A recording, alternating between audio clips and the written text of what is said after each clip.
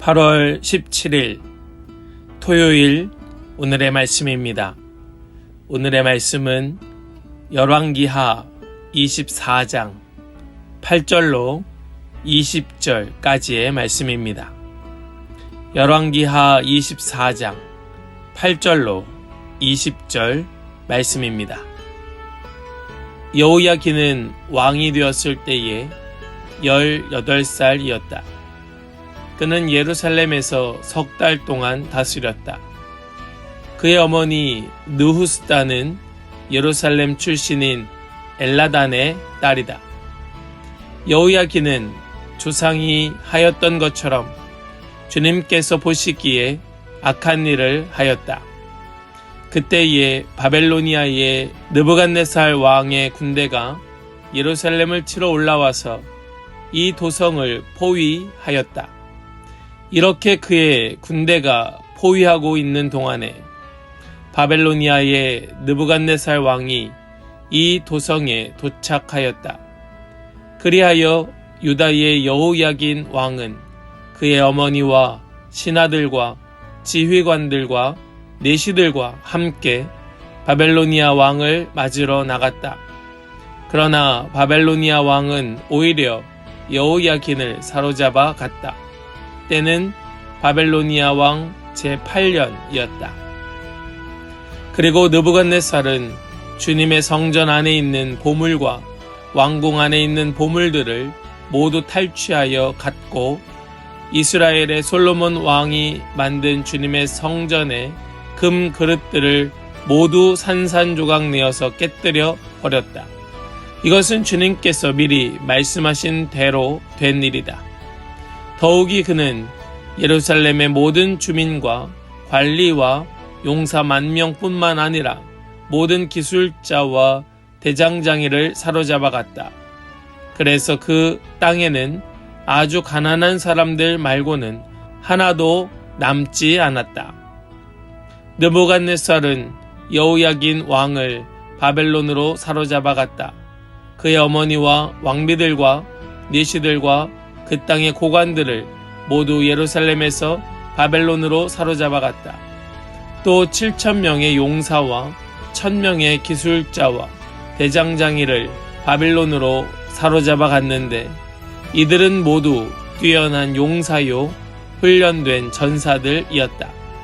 바벨로니아 왕이 여호야긴의 삼촌 마따니야를 여호야긴 대신에 왕으로 세우고 그의 이름을 시드기야로 고치게 하였다. 시드기야가 왕이 되었을 때에 그는 21살이었다. 그는 예루살렘에서 11해 동안 다스렸다. 그의 어머니 하무달은 림나 출신으로 예레미야의 딸이다. 그는 여호야김이 하였던 것과 같이 주님께서 보시기에 악한 일을 하였다. 예루살렘과 유다가 주님을 그토록 진노하시게 하였기 때문에 주님께서는 마침내 그들을 주님 앞에서 쫓아내셨다. 아멘. 살아계신 하나님의 말씀입니다. 아멘.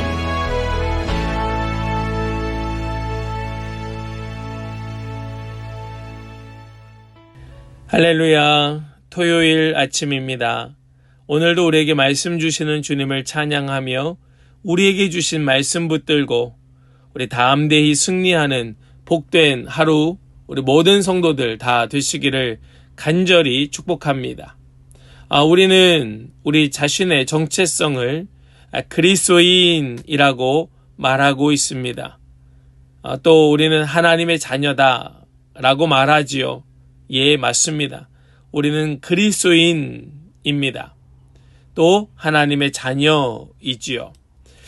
그리스도인이라고 하는 것은 예수님께서 가신 그 삶의 모습을 닮아서 예수님께서 걸어가신 그 길을 붙쫓는 자들이라는 의미일 것이고 하나님의 자녀라고 한다면 예수 그리스도로 말미암아 얻은 그 새 생명을 가지고 하나님 나라의 백성답게 살아가는 하나님 나라의 상속자들, 하나님의 나라의 상속자들, 이것이 바로 자녀라고 하는 정체성일 것입니다. 우리는 이 정체성을 가지고 오늘을 살아가게 되는 것이지요. 그래서 우리는 살면서 계속해서 무엇을 생각하고 무엇을 묵상하는 것인가 하면 이것이 정말로 그리스도인다운 삶인가, 또 하나님의 자녀로서 부족한 것은 아닐까 하는 계속된 고민과 또 생각들, 우리의 모든 말과 행동에 있어서 우리는 이것을 유념하며 살아가고 있는 것입니다.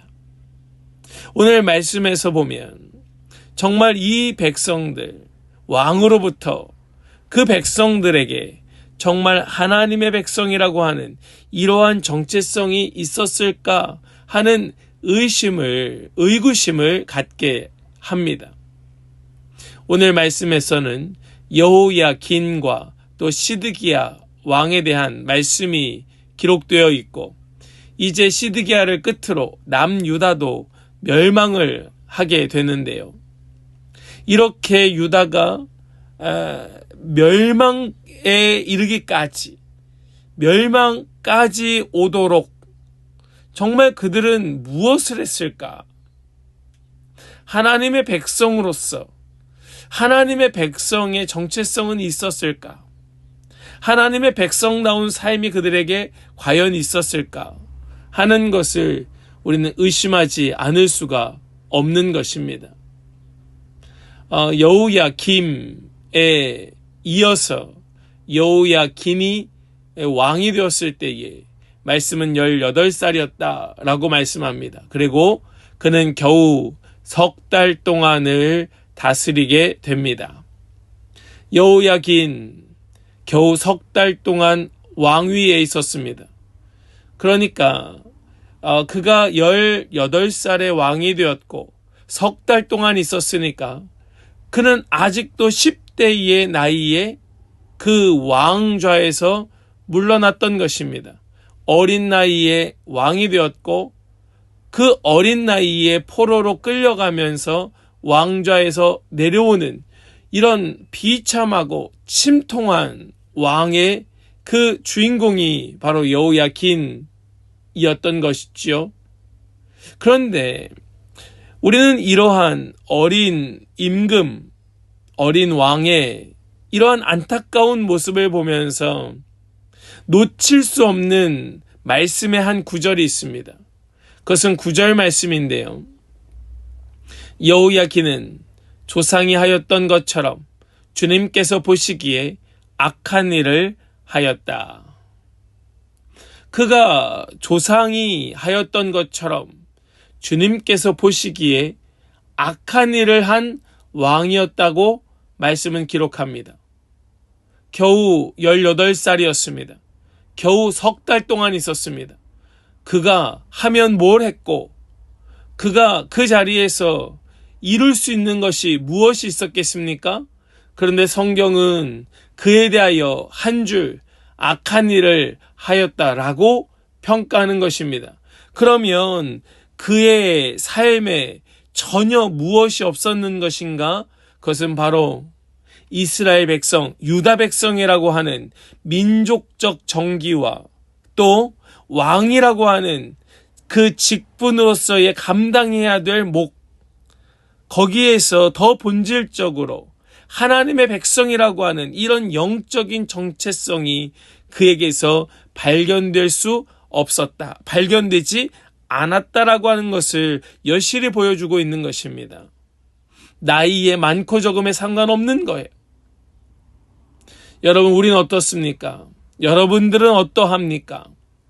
이제 나이가 많이 들어서 자식들이 장가가고 시집가고 또 자녀를 낳으니까 이제는 내가 살 만큼 살았으니까 이제는 내가 내 편한 대로 내 마음대로 무엇이든 할 수 있는 것처럼 이런 생각을 하실 수도 있겠지만은, 그럼에도 불구하고 우리의 나이에 많고 적음과 상관없이 우리가 절대로 잊어서는 안 되는 것, 포기할 수 없는 것은 바로 내가 누구인가?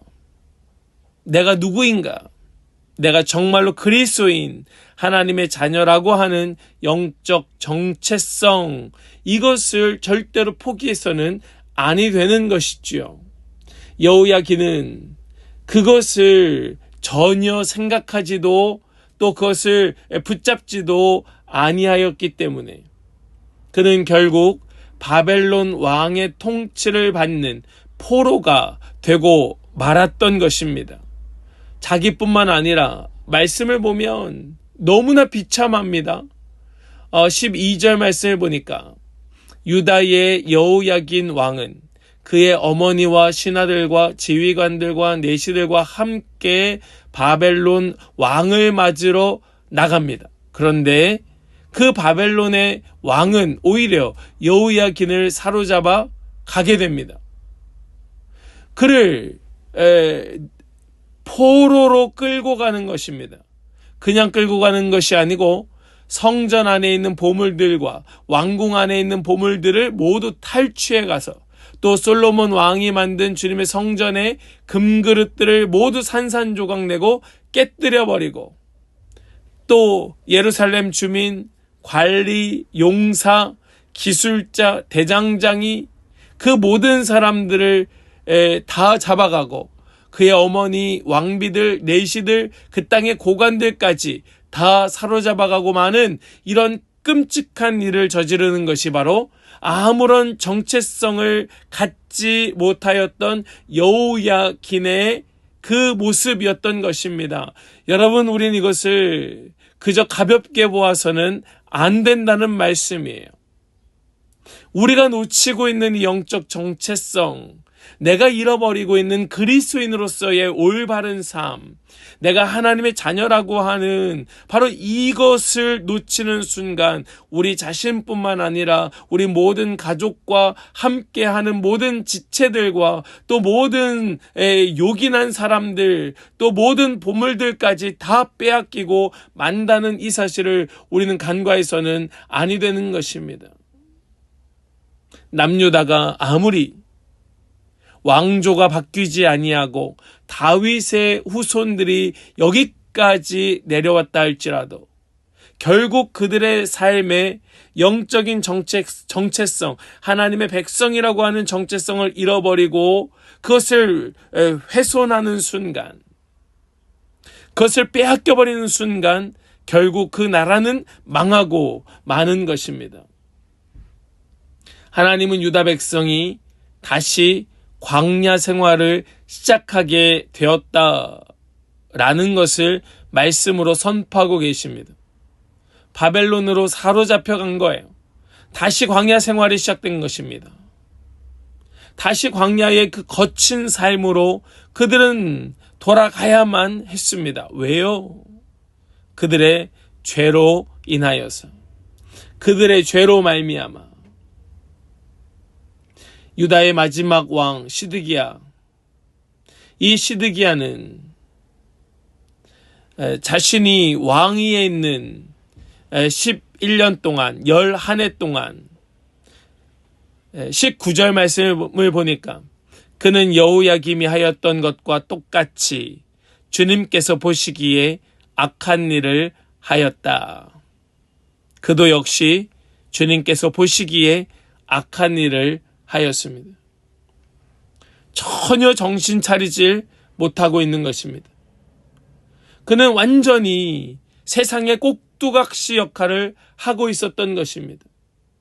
바벨론 왕이 세운 그 바뀐 이름 시드기야, 자신의 본래의 이름인 마따니아라는 이름을 잃어버리고 시드기야라는 이름으로 바뀐 이러한 변화된 세상에 물든 세상의 꼭두각시 역할이나 하는 이런 정체성을 가지고 11해 긴 시간 동안 그 자리에 있으면서 이전과 똑같이 주님 보시기에 악한 일, 완전히 자신을 잃어버리고 완전히 자신을 빼앗겨버리고 그저 주님께서 보시기에 악한 일을 행하면서 하나님을 진노하시게 하였던 것입니다. 이것이 바로 유다의 마지막 모습이었습니다. 결국 그들은 멸망을 할 수밖에 없었던 것입니다. 하나님의 백성, 하나님의 자녀, 그리스도인이라고 하는 우리는 바로 이 단순한 한 어구, 이 한 단어 속에서 우리 자신의 정체성을 다시 회복하기를 시작해야 하는 것이지요. 자녀, 그리스도인, 백성이라고 하는 이 정체성, 우리는 이것을 붙들고 다시 회복되기를 소망하며 엎드려야 하는 것입니다.